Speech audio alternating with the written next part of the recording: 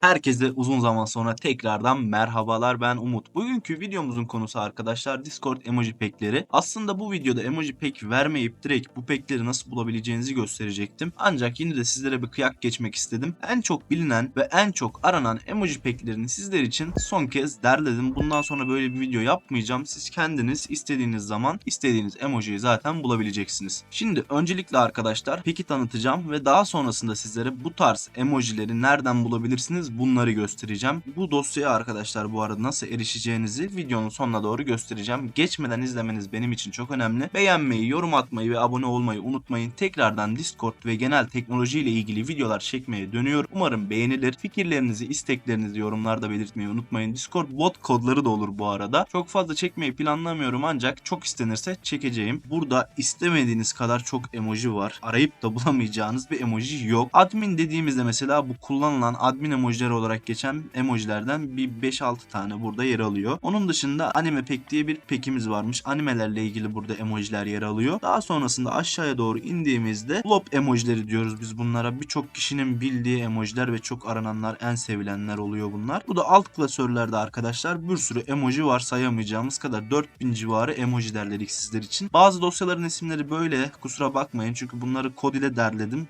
Dağıtması, ayırması çok zordu. Otomasyon yazdım bir tane. Kod ile bunların hepsini ayırdık. O yüzden bazılarının isimleri yok ama bazılarının da var gördüğünüz gibi. Buradan rol emojilerine geldiğimizde Five'ımda kullanabileceğiniz birkaç tane emoji var burada gördüğünüz gibi. Level emojileri dediğimizde level rollerinde kullanabileceğiniz emojiler var. Oyunlarla ilgili emojilere geldiğimizde ise burada Minecraft'la ilgili emojiler varmış. Aynı şekilde burada da Minecraft'la ilgili var. Buraya girdiğimizde ise LoL ile ilgili emojilerimiz varmış. Bu şekilde bakın. Bu ranklar herhalde oluyor. Ranklarla ilgili birkaç tane de emoji var. Şimdi bol bol uzun uzun tanıtmak isterdim sizlere ancak şu an pek tanıtmayacağım bunu. Kendiniz indirip detaylarına bakabilirsiniz. Ama public ortamlarından tutun birçok ortamda bulunan, bulmak isteyeceğiniz bütün emojiler bu pack'te var. Peki buradakileri beğenmediniz diyelim. Nereden siz kendiniz emoji bulacaksınız arkadaşlar. Information text diye bir dosya geliyor size burada. Klasörü indirdiğinizde. Burada arkadaşlar aşağıya geldiğinizde pack source diye bir şey var. Burada bu emojileri ben nereden almışım bunları yazmışım. Emoji GG diye bir site var. Emojilerle ilgili tamamen buradan bakacaksınız. Birazdan göstereceğim. dcturkiye.com normalde bir forum sitesi ancak ben bu paketi derlerken oradan da bazı emojiler aldım. O yüzden buraya onların da linkini bıraktım. Discord.com Discord'u bırakmış. Sebebi şu. Bazı sunuculardan emojileri biz çektik. O yüzden de Discord'dan topladığımızı da yazdık. Bu Discord'la ilgili bir site değil arkadaşlar. Ancak